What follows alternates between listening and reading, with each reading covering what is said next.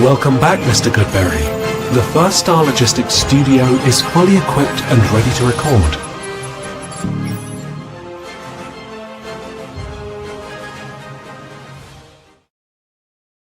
Do you guys feel it? We are live because the Bengals made a blockbuster move. This is a special presentation of Bengals on the Brain presented by First Star Logistics. My great partners there. If you're looking for a job in the logistics industry, head on over to firststarlogistics.com. They're always hiring. A great place to work. Whenever I'm in town and whenever I go there, they look like they're having a blast. I can't believe it's a place where they actually get work done, but apparently they do. They're a leader in their industry. And the Bengals made a move that it's tough to explain. Honestly, I was in shock when it first happened. I'm sure you guys are feeling the same way. Like, is this real? I went to Adam Schefter's profile on Twitter because I'm like, I'm not getting got on this. I've been gotten before. This is too big, right? And it's real and it's fantastic. And they've given up the 10th pick in what we've been calling for a while a weak draft. So I've seen some people already like, oh man, the 10th pick. When does a veteran get traded for a top 10 pick? Doesn't happen. Last time was 2007. Randy Moss from the Vikings to the Raiders. That caliber of player it takes. And it's rare. It's been almost 20 years since something like this has happened. So not just in Bengals history.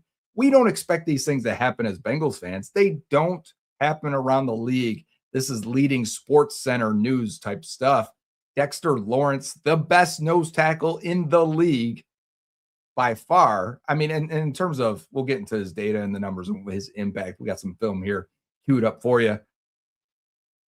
He is so far away the best nose tackle in the league. And nose tackle, I'm saying specifically, not just defensive tackle. Defensive tackle wise, top 3, top 5 in each of the last 5 years. Since 2022, he's been on an absolute tear. Warren Sharp had a post a couple weeks ago when it was first reported that Dexter Lawrence and the Giants were fracturing. That from the nose tackle position since 2022, Dexter Lawrence has 108 pressures. The next highest in the league, 108 for Lawrence. The next highest is Vita Vea at 32. 76 more pressures in that same span out of Dexter Lawrence. Not only is he so far and away the best as a pass rusher, there's nobody like him. You don't find guys like this. He's a unicorn at that position. And I'm not overselling it because he's a Bengal now. Everyone has said this for years. But if you're casually paying attention, you haven't watched many Giants games because they haven't been that good. Absolute game wrecker level player. He's a Chris Jones, a Jeffrey Simmons, right? I'll stop short of saying Aaron Donald because he may be the best of all time. But that caliber of, when we had Geno Atkins, we knew what it was like for a D tackle to get 50 pressures and be an absolute monster equally versus the run and pass. The Bengals had to make a move. Number one, the defensive line was such an issue for how many years now? Despite Trey Hendrickson being here, they just didn't have enough complementary pieces. They haven't had the pass rush since Geno Atkins left. They got most of a season out of Larry Ogunjobi, but really, BJ Hill's been a solid player, but nothing more than that. So making a move of this caliber to fix one of your weakest positions in an effort to overhaul this defensive line, because they could still take a pass rusher at 41 or 72, right? That wouldn't be crazy. That had to be done. And number two in this, players asked for it. The fan bases asked for it. They were losing season ticket holders. They listened.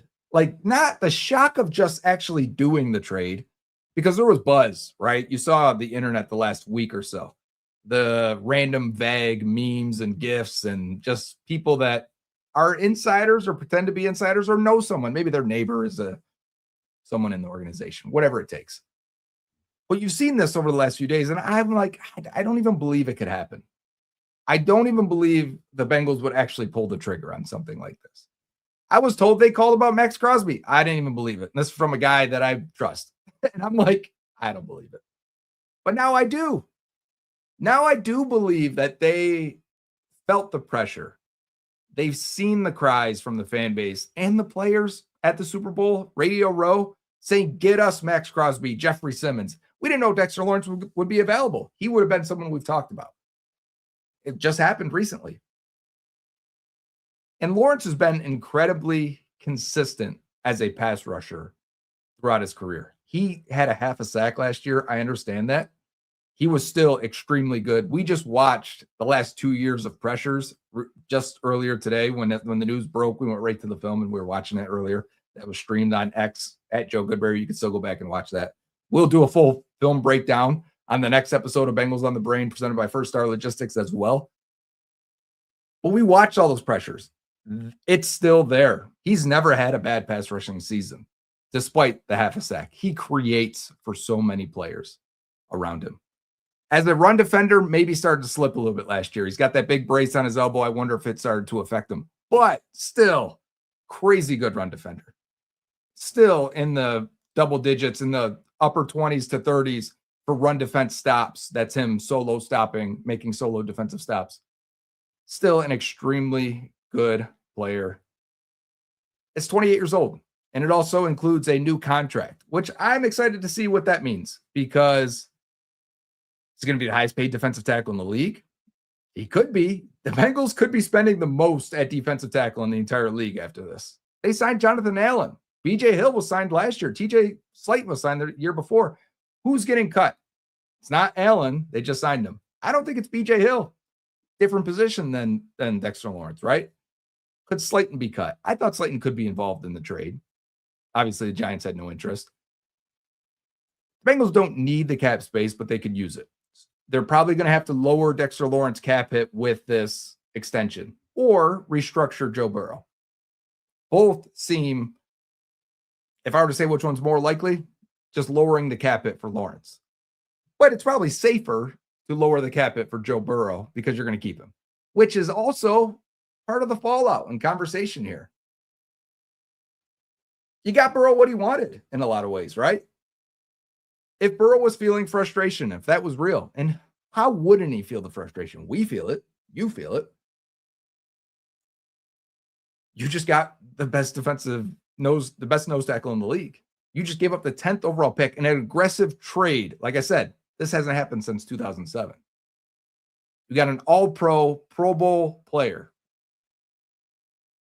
You're probably the third best player on the roster, right? Joe, Jamar, Dexter Lawrence.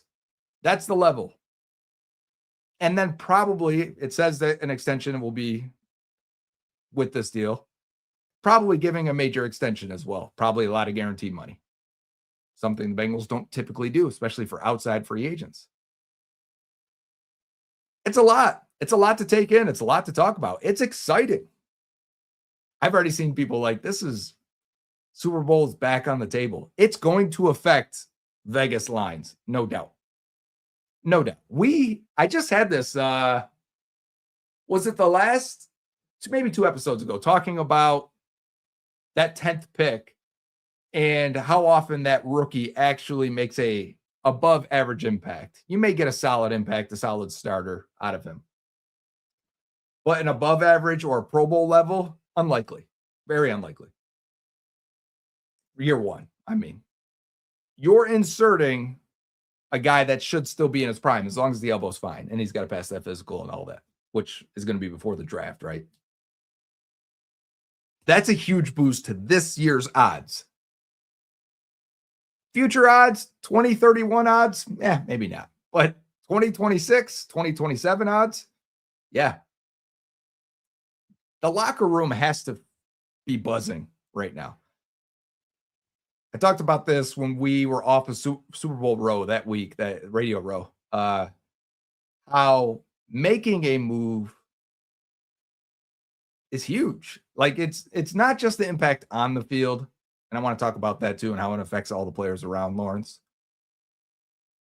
And I'll get to your questions here. I'm going to try and keep these thoughts all in a straight line. Harder than it looks. You guys are probably dealing with it, right? Your mind is scrambling. But making that move signifies that you're serious, that you do care, that you hear your fan base, you hear your players.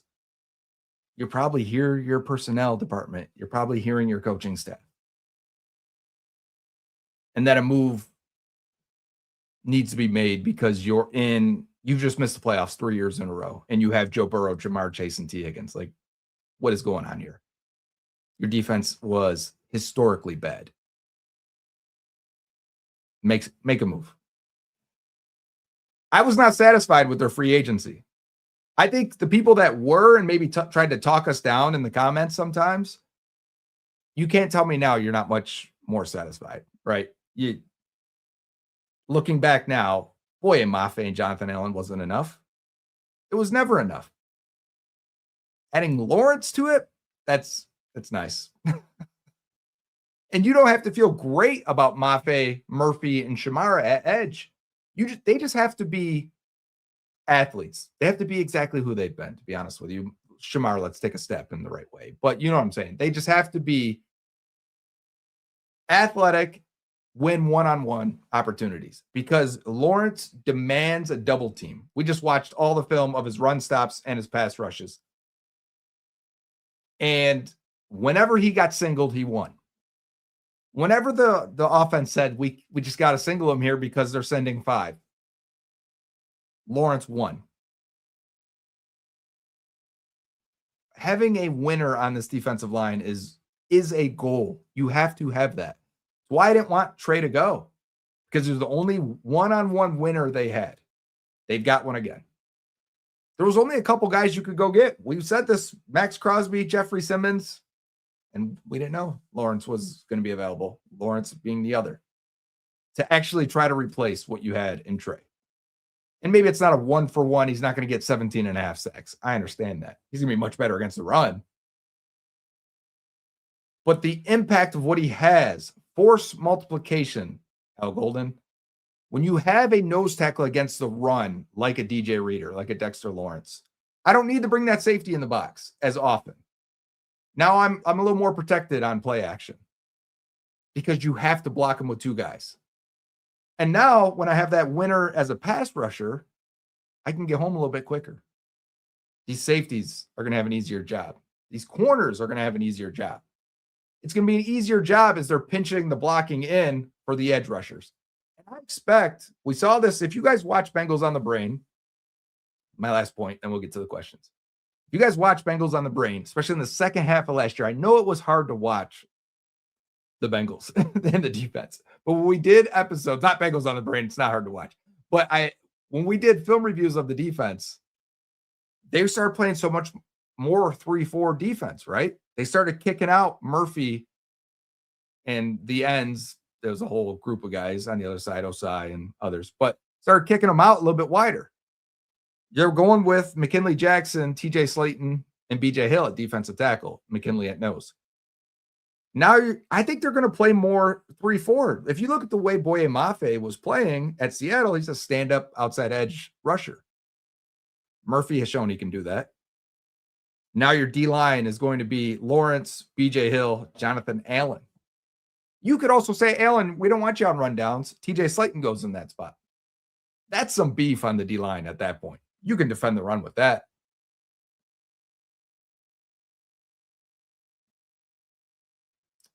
I see a comment that Dexter's not really a run stuffer. Yes, he is. Last year, he was not as good.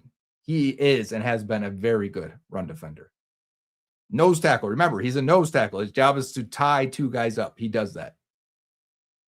One-on-one run stuffs. Nose tackles don't get that a lot. You got to compare it to other noses. It helps the linebackers as well. Now we know we're not getting a linebacker at 10. It was always a slim chance of Sonny Styles being there. Maybe that pick's at 41. Maybe that's the linebacker pick. Maybe it's at 72. But it should help the guys you have. Theoretically, football theory is that if the D-line can tie up the O-line for longer, which having a nose tackle that has to take on 2 guys, and you have to actually keep that second guy on him without him climbing up to the second level, it keeps your linebackers free for longer. They don't have to deal with linemen on them. They can see things. They can react quicker. They can attack. So it should help. They still have to make the play when they get there. They still have to read it correctly. There's still things. It doesn't just mean you get a free pass to do whatever you want to do. But it should help those guys. If Knight and Carter are your 2 linebackers next year, and that Hasai wasn't thinking of them. It was just that I started this thing and started this episode with a lot of thoughts. I know you guys are with me. Right? Yeah. Dre, exactly. What alternate Marvel universe am I in right now? That's right up my alley. I appreciate that. Thank you. We're in the one where the Bengals are making moves and being serious. I never thought I'd get into that universe. But we're in weird times. 2026. Maybe this is an inflection point. Maybe this is the point. Maybe maybe it starts actually when Joe Burrow has that bad moment on his birthday in that press conference. Maybe that shook him up. Maybe that was the idea. Maybe Joe is more calculated. We don't see him get emotional without reason, right? Maybe that was always on purpose. Maybe it worked. Maybe he's smiling right now. All right, I'm going to go to some of these questions here. If there's a guy you wanted to be there at 41, who would it be? Boy, right. I would like Jacob Rodriguez, linebacker out of Texas Tech, guy who forces a lot of fumbles, gets interceptions, gets his hands on the ball. Not the biggest guy, a little bit older, but he tested like an elite athlete. And I think that shows on tape because there were some people like, yeah, he's not that good of an athlete. Yeah, but how does he get to the ball so much? How does he get to the ball carriers so quickly? How does he meet them in the hole so quickly? He must be a really good athlete and experience and good reading and all these things, right? But typically guys that get around the ball a lot tend to be good athletes. I would like D'Angelo Pons, the corner out of Indiana. He's a physical guy. I think you're going to have to kick him into the slot. And maybe that's a little bit of a transition, but you got Jalen Davis. You got Jasir Taylor. You've got some veterans that can do it. And I think there's some pass rushers that I would still be interested in. I was just going to go you can't take Peter Woods, can you? You can't take Caleb Banks. You can't take Caden McDonald. Right? Maybe you could. Maybe just load up on the D tackle room. But I don't think I'm always take best player available. But at some point, you've invested a lot at the defensive tackle room, and those guys wouldn't be able to play or get many snaps. So that's part of it. Lawrence plays a ton of snaps. He doesn't come off the field very often because he's such a good pass rusher that it's not like he's early down nose only and then comes off the field like DJ Reader. He's going to stay out there. But edge rushers like Gabe Akis out of Illinois, Malachi Lawrence, Central Florida, Cassius Howell, Texas A&M, maybe more of an outside linebacker in a 3-4. Scale of 1 to 10, how amazing is it that we don't have to sweat the Chiefs stealing whoever falls to us? Good call, Truman Show. Great movie, by the way. Yeah. I wonder if the Bengals were feeling that as well. Like, we just think the Chiefs are going to snipe someone. How much are you guys going to be paying attention in the first round now? Are you going to be watching those top 9 picks? Because that was going to be the big story, right? Leading up to the Bengals pick is we were supposed to be counting down the offensive players that were selected. Okay, great. Colonel Tate, that's one, other than Mendoza, right? So Tate, Mendoza. Maui Noah just went. Great. Spencer Fano just went. Come on, we don't even need one more at that point. But if great, Monroe Freeling went, or Mekhi Lemon went, or Jordan Tyson, and then you're going to get one of Baines, Downs, Styles. That was the big story. For me, for sure, was just the countdown of 9 and seeing how that laid out. Now, the only way we may even talk about 9 again, or 10, I'm sorry, talk about pick 10 again, is if Bain makes it there or Downs makes it there. And I know some people were kind of not sure if the Bengals would take those takedowns. I think they would have. Shamar Stewart wears 97 right now. I agree. Change that number. Give it to Dexter Lawrence. Shamar never looked right in 97. Give him 91. Give him Trey's number. Give him a single-digit number. Create some spice for him. Getting your questions here. I talked about how he affects the linebackers and hoping for that. This is a good shout. I didn't mention Jake Golday at Cincinnati. Sam linebacker. I think he can do more than that. If you're a 3-4 defense, I don't think he's an outside edge guy, even though he played defensive end early in his college career. I think he's an inside backer.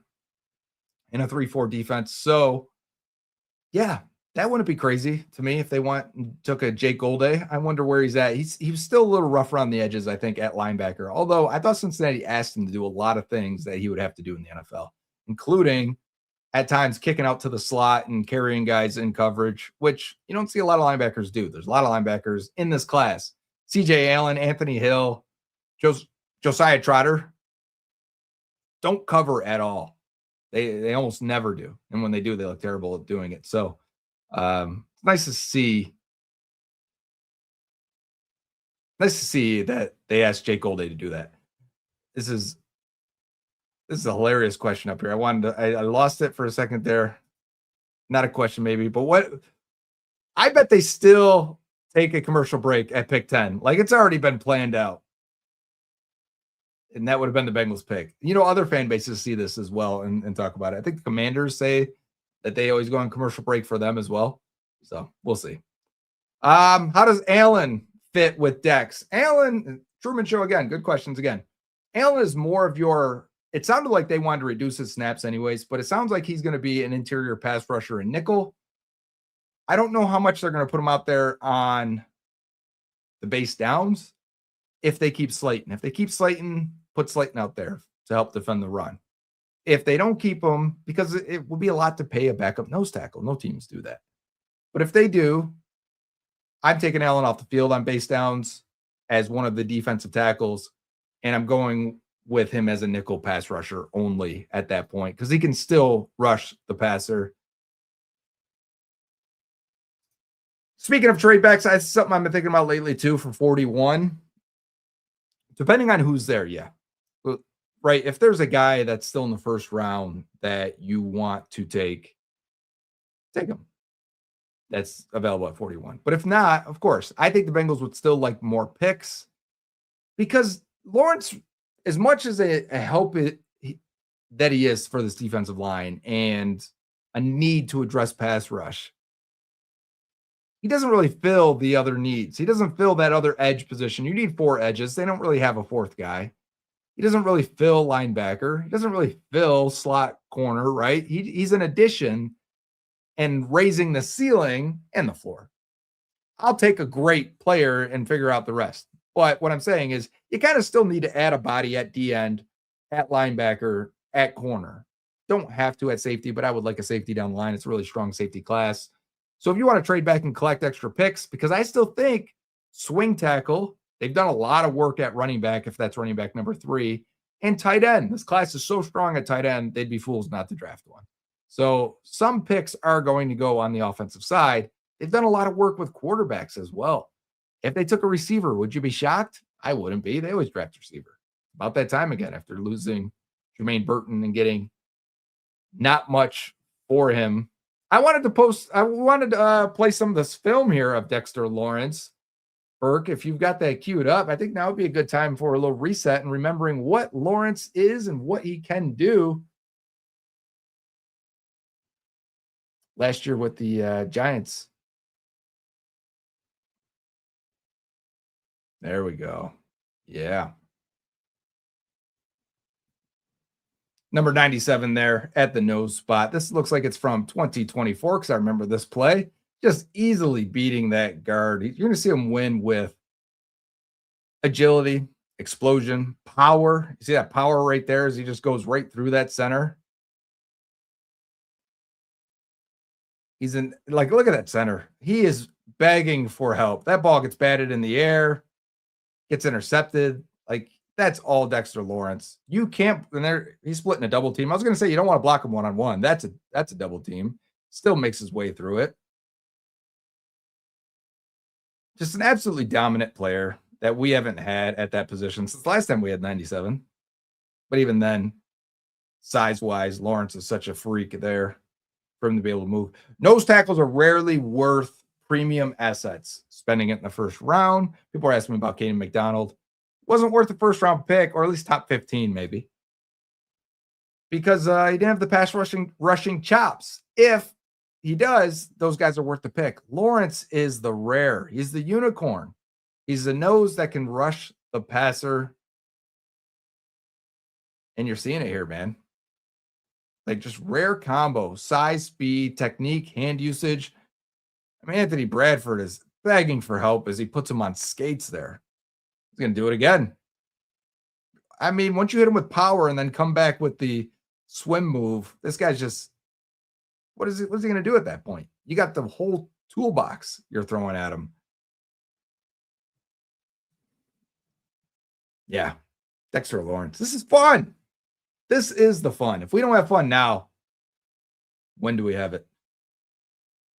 Getting back to your questions here. Yeah, we're all questioning what number he'll wear. I know it's a big thing. We want the jerseys right hot off the press. We've got some fans of other teams here mad. You can tell they're mad by the way they make comments. I see you in the comments. We can tell how sensitive you are that the Bengals just got Dexter Lawrence. Are you a Ravens fan? Why don't you say what you are? Because we can tell. If you're mad about this trade, we know who you are. You don't want to have to block him. Listen, we got to deal with Trey now, all right? Ravens fans, I see you in there. You got to deal with Dexter Lawrence now. And that interior offensive line, not looking good. Tyler Linderbaum said, I'm getting out of here. He saw the writing on the wall. So stop your yapping in the chat. We appreciate you watching, though. Big fans of the show. I know. But, yeah, you know what the biggest source is? BJ Hill. BJ Hill's been right on his tweets and his cryptic tweets for a while now. He's ahead of the moves all the time. I'll never question him again, to be honest. Those were 2024 pass rushes, if you're wondering. I'll have his 2025 on Bengals on the Brain next episode because we want to see if anything has fallen off, which he hasn't. His pass rush win rates have not really dropped. His true pass set win rates have not really dropped. They peaked at 31 in 2023, which is like stupid high. That's Trey Hendrickson levels for a nose tackle. Stupid. Like it's not even a thing. He went back to a normal mid-20s to as low as 19, which is still tops in the league. For an example, 2023, BJ Hill and DJ Reader in true pass sets won together at about 28% of the time. Dexter Lawrence won 31% of the time by himself. They didn't combine to win as much as Lawrence in 2023. This is also true for 2024 and 2025. Instead, put in Chris Jenkins and BJ Hill or TJ Slayton and BJ Hill. Even if you want to say, well, Lawrence had a down year, they still weren't matching what Lawrence did. He was outproducing two players every year since 2021. Every year, he has doubled what the Bengals' two best defensive tackles did. Every year. That's just an insane leap in a bottom tier. I mean, before they signed Allen last year, the Bengals were probably, I think they were the least amount of pressures in the league from defensive tackle, while the top four teams in the league had the most from interior defensive line. The top four in the championship games in the playoffs had the most. This allows you to have the most again. It allows you to get there because Allen can still rack up 30-something pressures. If Lawrence can give you 45, instantly you're back to where you need to be. And then BJ Hill can help you, obviously. BJ Hill's been steady, Eddie. He'll give you 30 every year.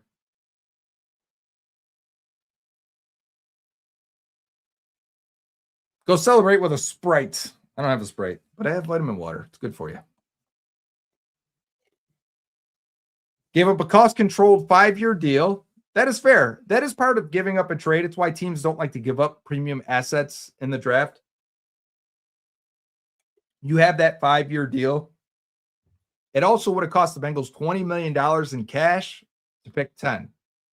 It's already factored in. But if you have to give Lawrence $40 million in cash with an extension, it's really only an offset of $20 million because that 10th pick would have cost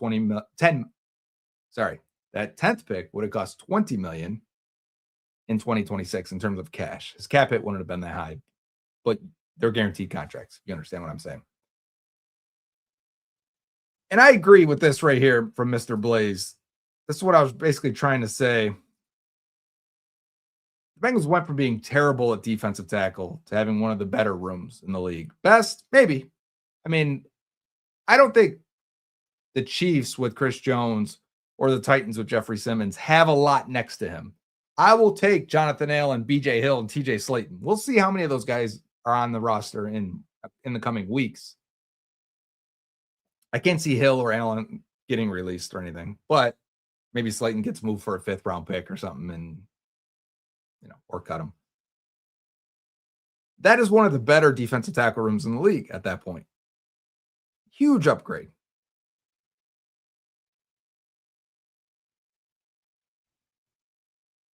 Question here. How does this trade affect the draft strategy now? Still feels like you need a veteran linebacker and a young corner. We can also look at offense in the draft. Correct. Yeah, they'll still need a linebacker. Will it be a veteran? Let's say you don't get the linebacker you want at 41. Say you get there, all the guys are gone. I can see them swinging back around after the draft and trying to sign a veteran. Because a 3rd, 4th, 5th, if they have a 5th round pick at linebacker is not really it depends on who's there. Unseat Knight and Carter, but as a rookie, we know rookies don't typically perform well at linebacker anymore in this generation. So yes, circle back around, sign a guy. They still need a corner. And yes, they still need to draft something on offense. So it really doesn't change it too much. I hope it still means they can go best player available. It may heighten their need to address getting a young player on defense as well. That's an interesting perspective here from Mike. Maybe it gives some credence to Pac-Man. He's saying they were in on Crosby. And the Bengals did, in fact, check on Crosby. Yeah, I've said that. They did. And I wonder if this was the offer, right? The Ravens offered 2 first-round picks. I wonder if the Bengals offered 10 or max and just said, that's all we're willing to do. And then everything happened in Baltimore, failed the physical.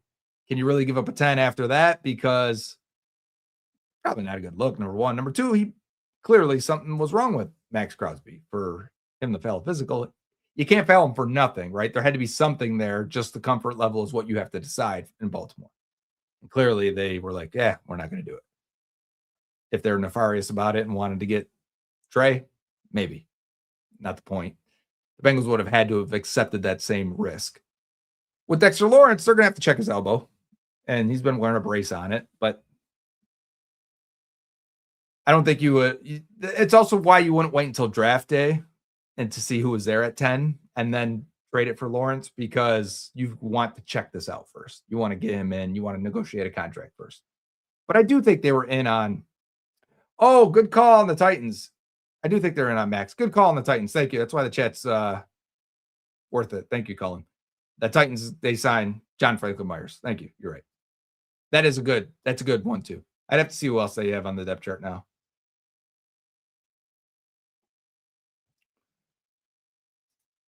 I wouldn't include Allen here, Nick, only because Allen's less likely to play the rundowns.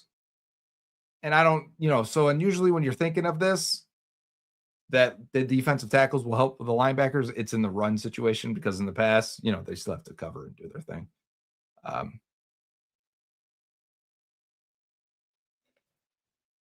This is a question we're all asking. How shocked am I 1 to 10? 10. 10. And maybe I shouldn't be a 10. Should I have more faith? I don't even know. The fact that I'm even questioning it, because I said this earlier, one of the best sources, if you will, I'm not a reporter, guys. I don't like to even say sources. A guy I talked to about football said that they checked on Max and wanted to do the Max deal. And I was like, really? Max Crosby, obviously. And I didn't believe it. And then even when the Dexter Lawrence stuff this past 4 days was buzzing, I didn't believe it. I've built a pretty big callus to this team in terms of my hopes. I can get excited. I like talking about free agents. I like talking about the draft. Do I temper my expectations? No doubt about it. We've been through it. We've seen it. They've disappointed us in a lot of ways. So when they pulled it off here, 10. It's a fun feeling. It's nice to be shocked once in a while. Do other teams get this? And do other fan bases get to enjoy their team making big moves like this? I guess a little bit more than we do, for sure. But this type of move does not happen too often. Like I said, 2007 was the last time a veteran was traded for a top 10 pick. Randy Moss going to the Raiders. But yeah, the Bengals don't trade typically. I like this one. Let me take this one. Am I secretly a Buffalo fan, Joe? No, I am not. Do you know how many people don't live in Cincinnati that are Bengals fans? It's a lot more than you think. It happens. Would I like to see the Bills win it? Sure, after the Bengals win 3. And then if the Bills win 1 when Josh Allen's 38, I'm like, cool, that's great for the friends and family. But no, I don't typically root for any of the Buffalo teams. Actually, the Sabres in hockey are playing the Bruins. I grew up a Bruins fan, so I never picked any of the Buffalo teams. So not something you have to concern yourself with, although people say weird things a lot. Biggest 3 needs now could become huge problems if not added in the draft. 1, corner. I agree, because the depth and the guys aren't signed on the boundary. I don't feel great about Jalen Davis as a third. I agree with that, Mike. 2, linebackers. See last year's play. Right. And swing tackle and O-line depth. I'd add center, add backup guard. Honestly, Jalen Rivers wasn't good last year. I don't like Cody Ford. So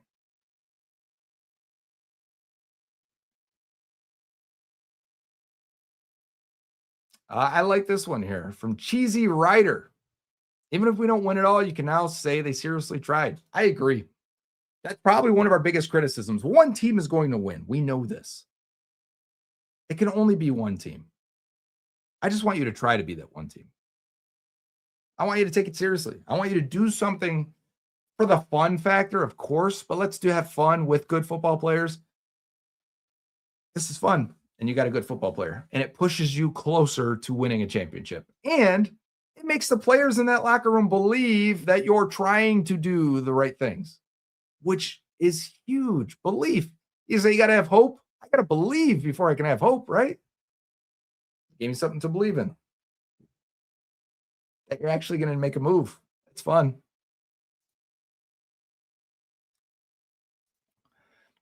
In all-time Bengals trades, additions, acquisitions, this is the biggest move they've ever made. The only thing I could really even try to, a couple moves in my lifetime. I'll be 40 next year, but Orlando Brown Jr. signing and free agency. At that point, they've signed free agents. Trey was such a massive success, but he didn't get a huge deal. He got a 1-year guarantee deal, right? The Orlando Brown signing was pretty big.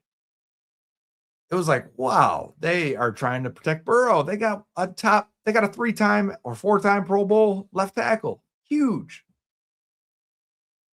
I remember the T.O. signing was really big because he was a massive superstar. He didn't get paid a lot. It was a 1-year deal.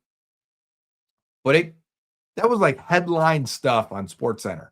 They were sending national reporters to Cincinnati to talk to Chad and T.O., and it was a circus. But it was awesome as a fan, too. Like, those are like the exciting big moments. We don't know how the Lawrence thing will turn out, but in terms of huge moves, this is number 1 easily. Pete Johnson for James Brooks? Sure. Did we know James Brooks was that good at the time? I feel like James Brooks was really maximized when he got into this offense. He was good because I remember watching Bengals Chargers, right? James Brooks was on the Chargers, and James Brooks had a touchdown. This is when I was doing the top 100 greatest Bengals of all time series. And I remember thinking like, oh yeah, Brooks looks good right there. It might've been a kick return actually. And then the Bengals traded for him. But I feel like he was so much better with the Bengals. When you watch Dexter's tape, did you see anything that suggests he needs a good edge play to produce at the level he has, considering Giants had great edges and we don't? No, I wouldn't say that. In fact, if anything, Dexter Lawrence's production went down this year when they got Brian Burns and Abdul Carter to go with Kayvon Thibodeau. That is a lot of talent at edge, no doubt about it. But in the previous years, I wouldn't say 2022, 2023, even 24, they were really good at edge. That's why they took Abdul Carter where they did, because they were underachieving at that spot. That's why they signed Brian Burns. Or did they trade for Burns? Either way, that's why they acquired Burns, because they were really struggling at edge. So no, I wouldn't say that that he needs that. This tops the OBJ move. It does, no doubt about it. I'm just saying we don't get too many of feeling like this. That OBJ was the last one. That was in 2022. When was that? 2023? I think it was 2023. But we don't get that too often. We're going to go a couple more minutes here before we wrap up.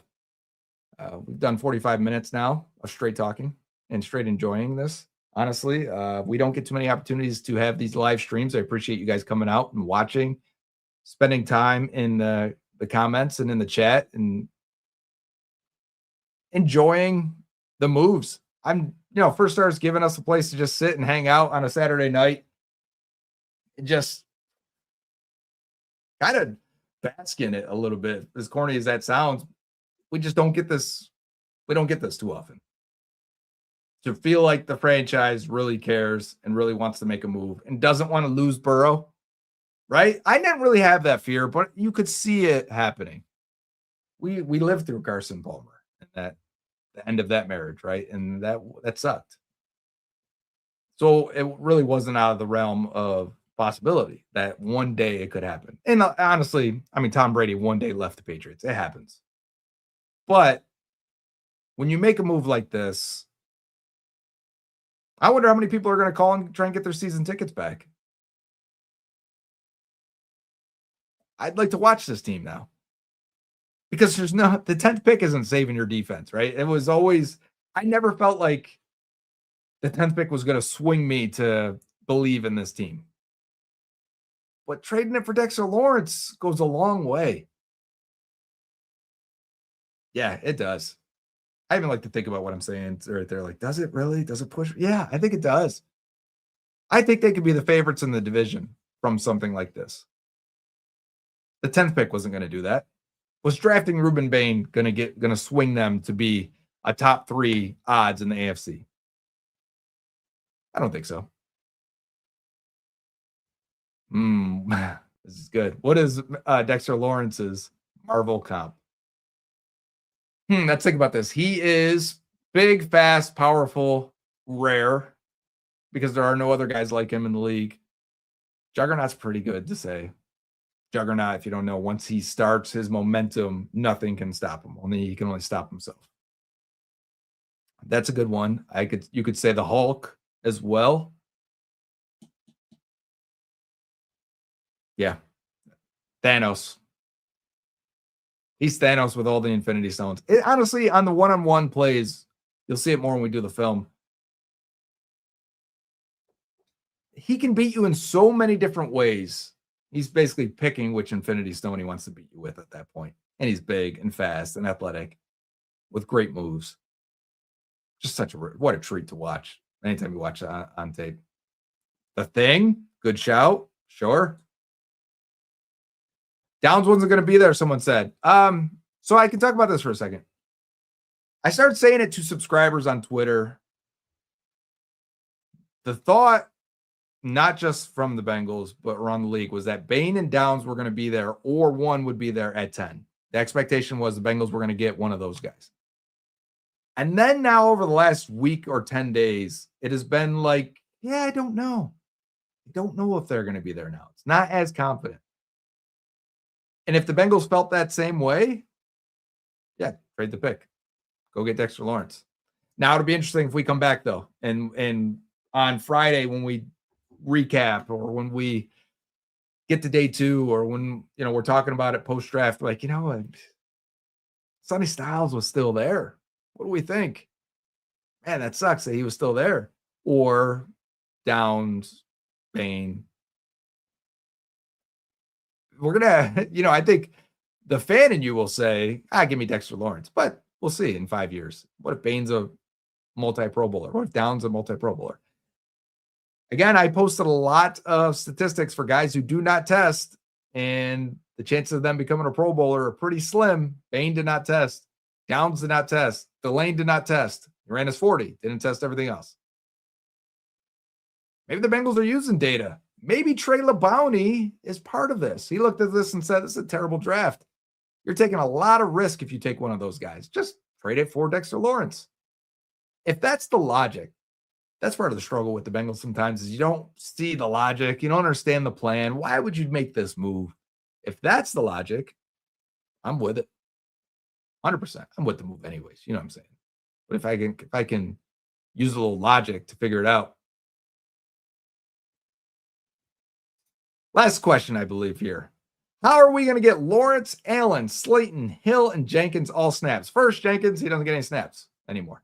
If he shows up in year 3 and looks very good, he'll find a way to get on the field. Otherwise, he is now not in the rotation.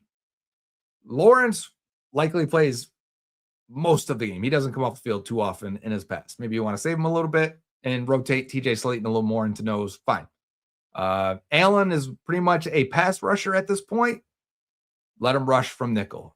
Hill can do it all, and I think they'll continue to do that. And if they keep Slayton, they'll rotate him around, back up nose, play some D tackle in their 3-4 defense, and go from there. And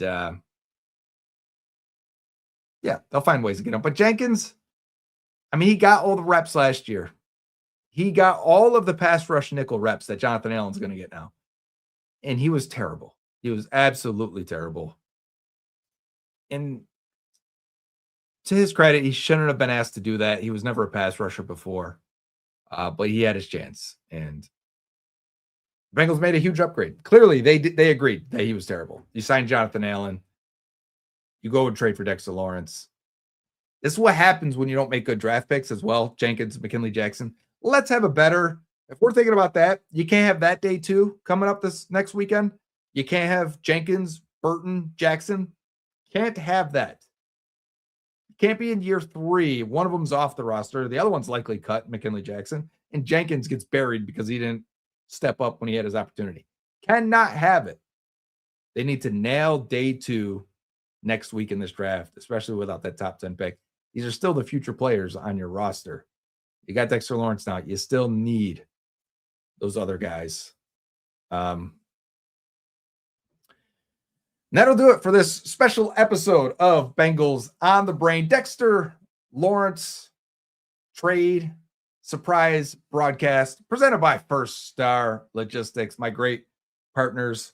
No draft party this year, I'm sad to say. I know people ask all the time, and they're busy over there. They've got actual work to do, but they are still as supportive of me and all of you guys as always. If you're looking for a job, if you need something new, if you got any experience in logistics, go to firststarlogistics.com. They're always hiring and looking for help. And I've been with them for 3 years now. My first thing I ever did was that first draft party. First time I ever did any work for them.